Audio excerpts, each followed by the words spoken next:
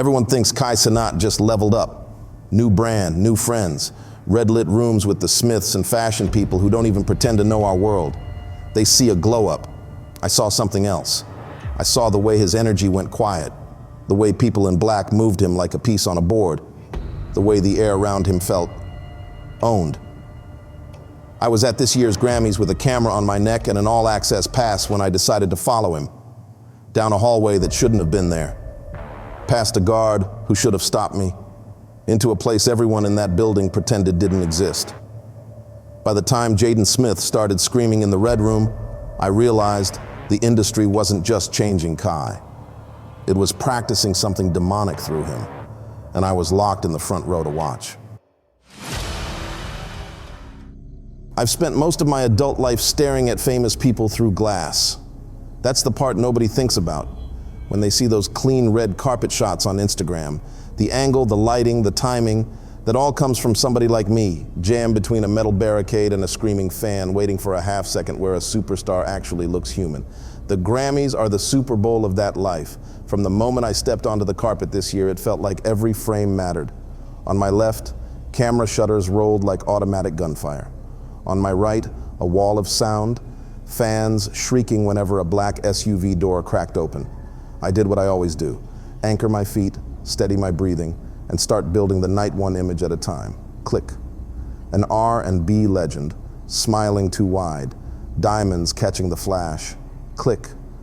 A pop star in something that looked more like a ritual outfit than a dress, posing like she'd practiced in the mirror for days. Click.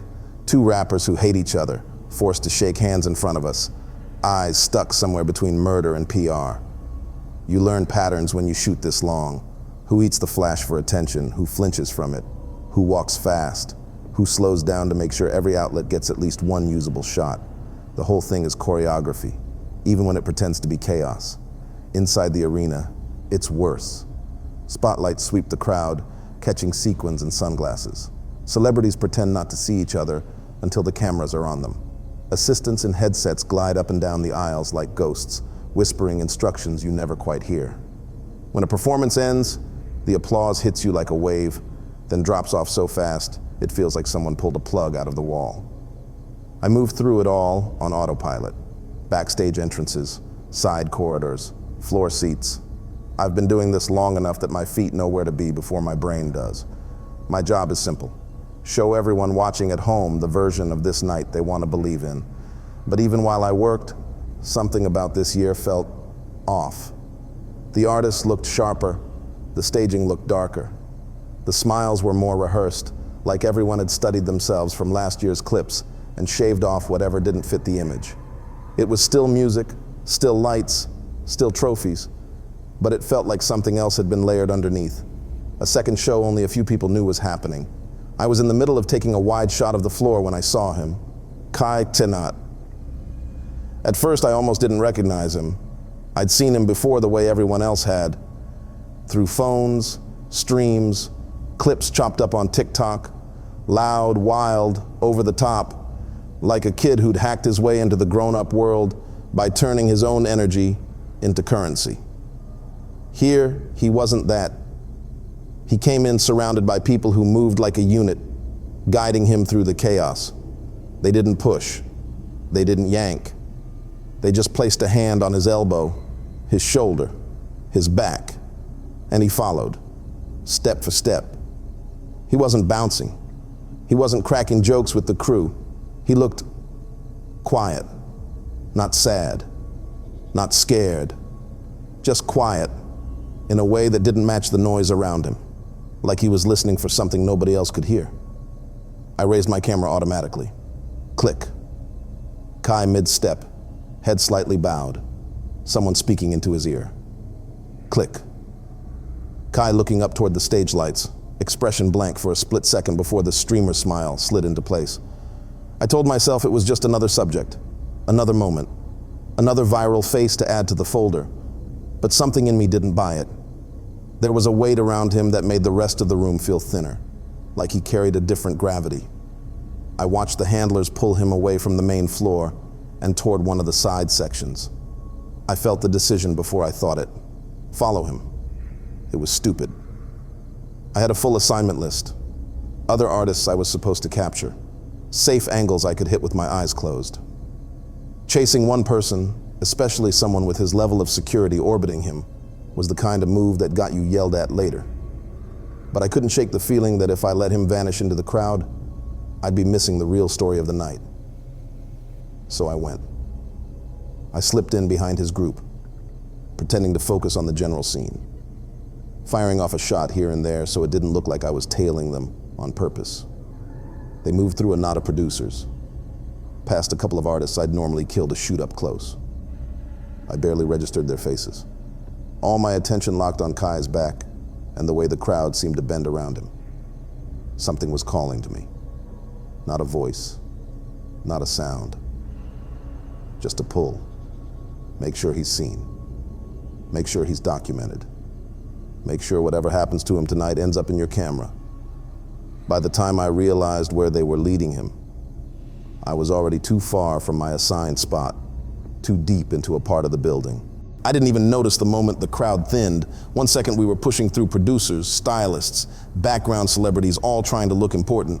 The next, it felt like most of the noise had been left behind us, sealed off by distance and a couple of turns I hadn't really registered. Kai's group moved with purpose. They weren't wandering, they weren't lost. They were following a route I'd never taken in all my years working this place. We passed one of the usual backstage doors, stage in big white letters, then another marked talent only. I'd been through both of those 100 times. I knew where those hallways bent, where they opened up, where security would plant themselves when a big act was coming through. They didn't go to either. They kept walking. The carpet under our feet changed from red to a dull, darker runner I'd never seen on show night. The lighting shifted too. Less of that cool backstage blue, more of a warm, almost amber tone that made people's faces look softer, less real. That was my first real warning, looking back. At the end of that runner was a velvet rope and a man. Not two guards, not a full checkpoint. Just one man, standing in front of a dark door like he'd been grown there. No earpiece, no frantic scanning, no clipboard. He wasn't checking badges or frantically talking into a mic. He just watched. Kai's handlers didn't even slow down. They walked him right up to the rope. The man looked at Kai's face, not his pass, and unhooked it in one smooth motion. The door behind him opened without anyone touching the handle. The whole group slipped through like water. The door started to swing shut. I should have stopped there. I knew how this worked. There were levels, and then there were levels. I was high enough to breathe rare air, but whatever was behind that door was something else. Somewhere I wasn't supposed to be, but I'd already made my decision. I stepped forward. The man's eyes clicked over to me. Not a full head turn, just his gaze. It hit me harder than it should have. Up close, I realized what had been bothering me. He wasn't carrying anything. No radio, no phone, no list. His suit didn't even wrinkle when he moved, like he hadn't had to move in a long time. "Staff," I said, lifting my badge out of habit. He didn't look at it. He looked at me. It felt like he was waiting to see if I'd correct myself, like he already knew staff wasn't the answer he was supposed to hear. I heard my own voice change before I could stop it. "I'm with Kai," I said. "I'm Kai Cenat's photographer." It was a lie, a stupid one. I'd never worked with him in my life. The man's eyes stayed on mine for a long second, too long. Long enough for the rest of the hallway to fade, for the distant thump of the show to dull into a vague heartbeat under my feet. Then he did something that bothered me more than if he'd argued. He smiled like he'd been waiting for me to say exactly that. "Don't use names in there," he said. His voice was calm, almost friendly, but the words landed like a rule, like the kind of thing you'd hear at the top of a flight announcement, in the event of an emergency. Before I could ask what he meant, he unhooked the rope again. The door swung wider. Warm air rolled out, thicker, heavier, carrying a faint smell I couldn't place. Not perfume, not sweat, something in between, warmed and stale. Sound cut the moment I crossed the threshold. No muffled bass, no distant host. No bleed from the main show. It was like somebody had pinched the cord between realities closed right at that doorway. Inside, the light was red. Not neon club red, not stage light red. A softer, deeper red that seemed to come from the walls themselves. Velvet, maybe. Fabric. Every surface drank and reflected that color until it felt less like a light and more like a temperature. I took a step forward and felt it on my skin. People were already in there, dressed mostly in black, clustered in groups that didn't look random. Their faces were half in shadow, half in that strange red glow. Conversations floated around the room, low and private. Nobody was shouting. Nobody needed to. On the far wall, painted in big, imperfect letters, were 3 words, "Are you ready?" The paint looked old from where I stood, cracked at the edges, layered over itself, like someone had gone over the same phrase again and again through the years. Reflex took over. I lifted my camera and snapped a shot of the wall just to prove to myself later that this was real. Click. I glanced down at the preview. In the photo, the letters weren't cracked at all. They were wet, fresh, shiny in the red light, like they'd just been painted for us. I looked back up at the wall. The paint was dry. That was the moment I realized 2 things at once. I wasn't supposed to be here.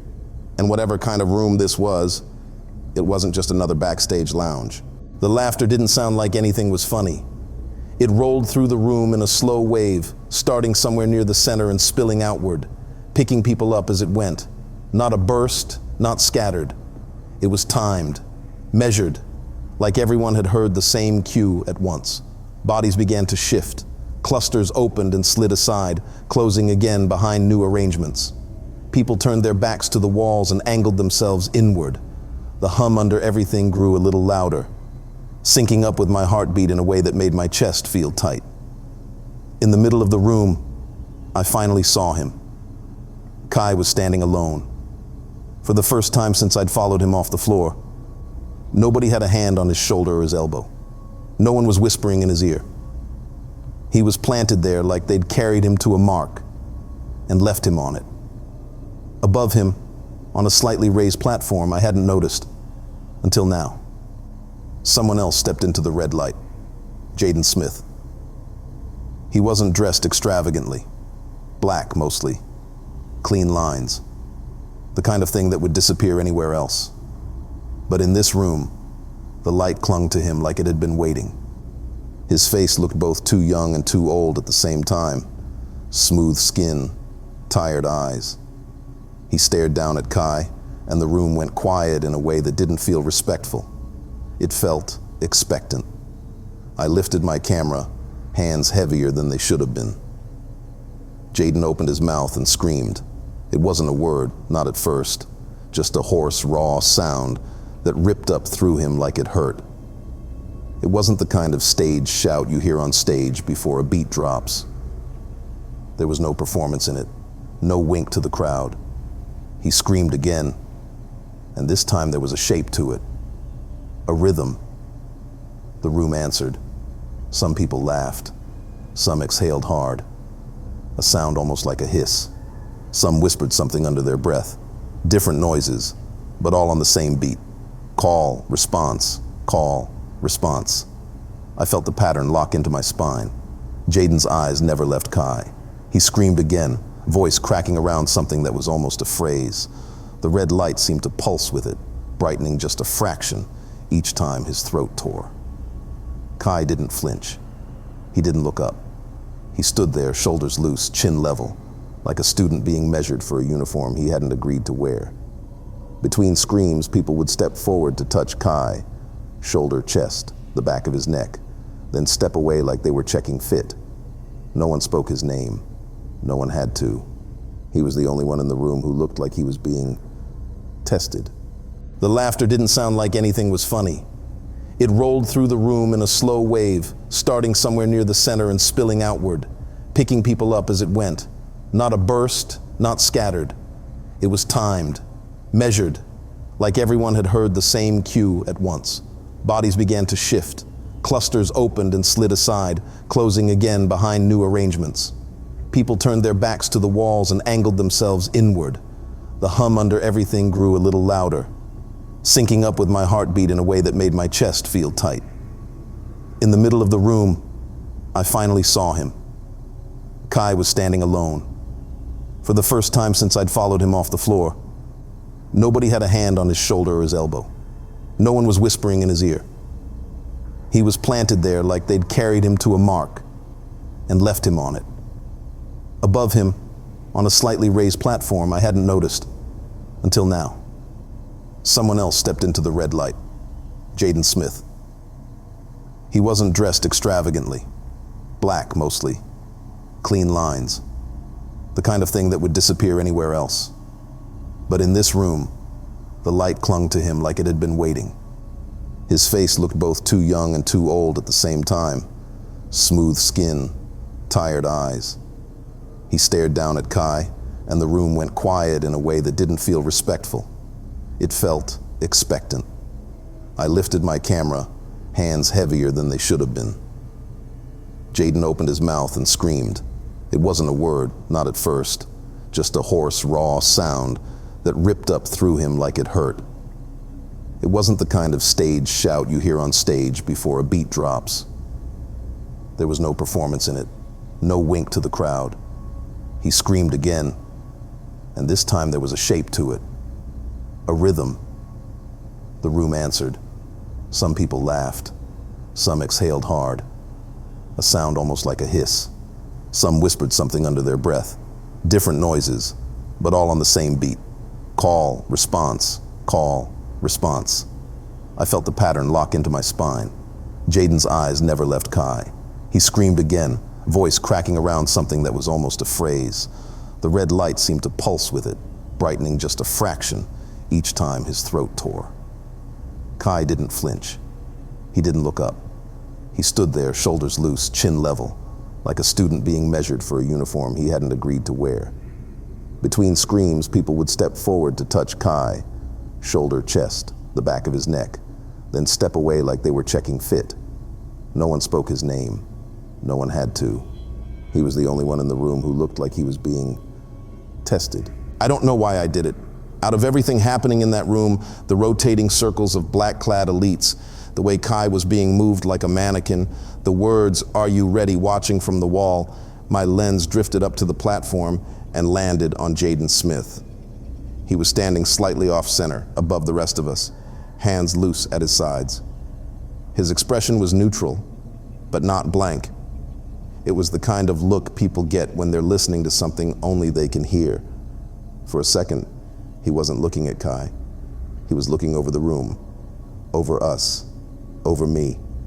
My fingers moved before my brain did. Click. The flash was small, swallowed almost instantly by the red light, but it was enough.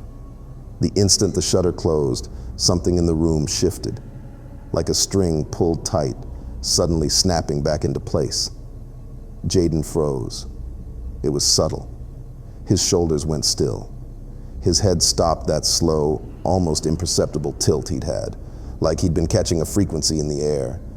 His eyes slid in my direction, and then he saw me. It wasn't that vague way celebrities see cameras, not that glazed over sweep where they acknowledge the swarm and then forget us. His focus hit me like a spotlight. It pinned me to the wall, made every other face in the room smear into background. For a heartbeat too long, we just stared at each other. His eyes were dark, but it wasn't the color that scared me. It was the absence, not emptiness exactly. More like the part of him that was supposed to flinch at being caught off guard wasn't there. No annoyance, no surprise, just this cold, measuring awareness. Like I'd just spoken out of turn in a language I wasn't supposed to know. My camera suddenly felt heavy in my hand, strap cutting into my neck. I thought about lowering it, pretending to adjust a setting, anything to break the connection. I couldn't move. Jaden's head tilted the smallest bit like he was hearing something I couldn't. Then, just as quickly, the moment broke. He blinked, turned away like I'd been deemed unimportant, and stepped down off the platform. No dramatic exit, no signal. He just walked straight into one of the clusters, the room closing around him like he'd been swallowed. The laugh hit me from the side.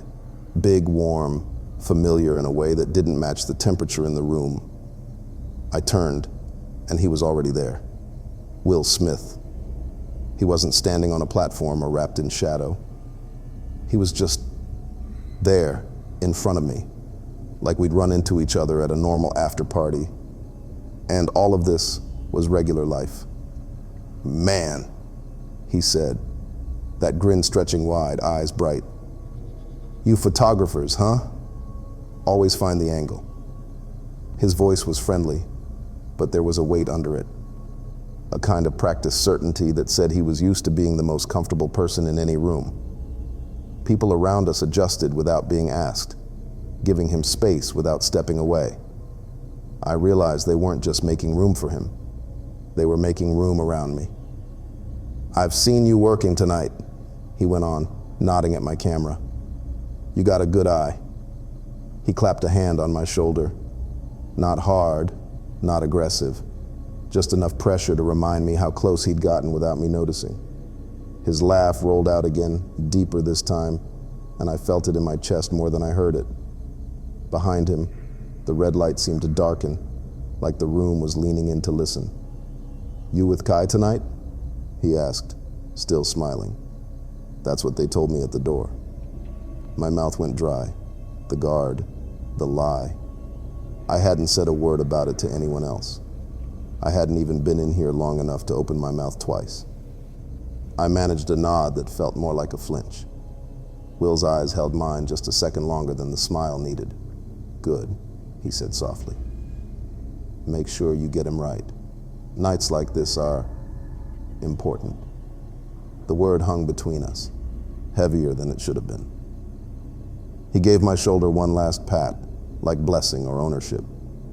It was hard to tell, and then turned away, already laughing with someone else. Like our conversation had been a cut scene dropped into the middle of a much bigger script. I stood there, stomach cold, fingers numb on the camera grip, because for the first time that night, I understood something that had been scratching at the back of my mind since I stepped through that door. I hadn't just followed Kai Cenat into this room.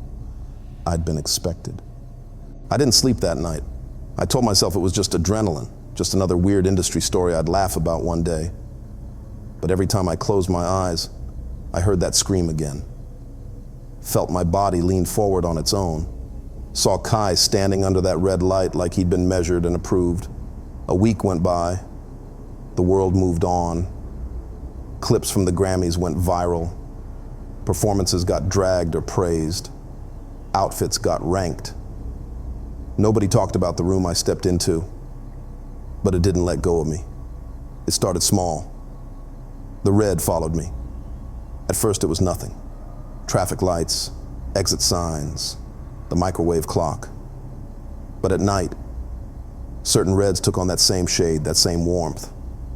Sitting at my desk, editing normal shots from normal jobs, I'd glance over and swear the little power LED on my hard drive was glowing the exact color of those walls.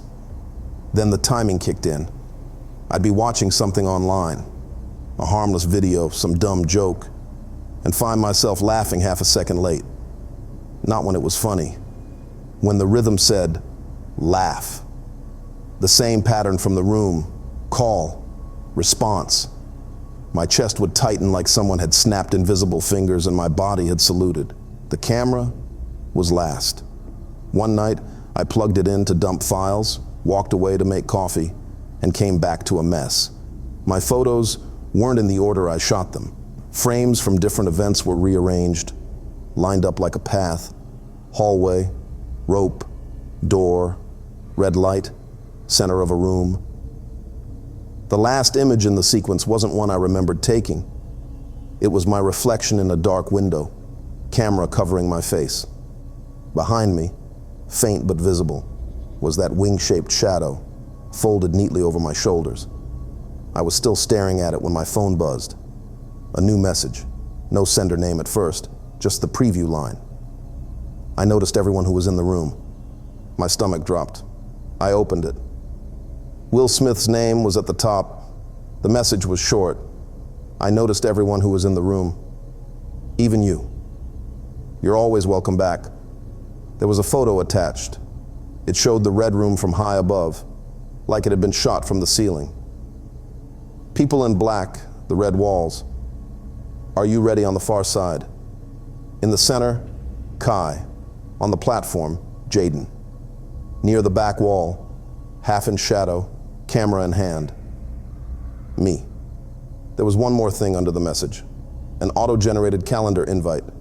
Red room, second entry. Location, are you ready? I didn't accept it. I didn't decline it. I just stared at it until the screen dimmed and my own reflection stared back, eyes delayed by a fraction of a second, like something behind them was still catching up. If the red room wants you, I don't think you get to choose. It just waits for the next time you walk through the right door. If you're still here and you want to understand where this really started for Kai Cenat, it wasn't in that room. It was the night he let LeBron cut his hair on stream. Go watch my video breaking down why they cut Kai's hair and what that ritual really meant. If this story got under your skin, like the video, subscribe, and then go straight to the Kai Cenat haircut breakdown. I think you'll see the red room's fingerprints all over that night too.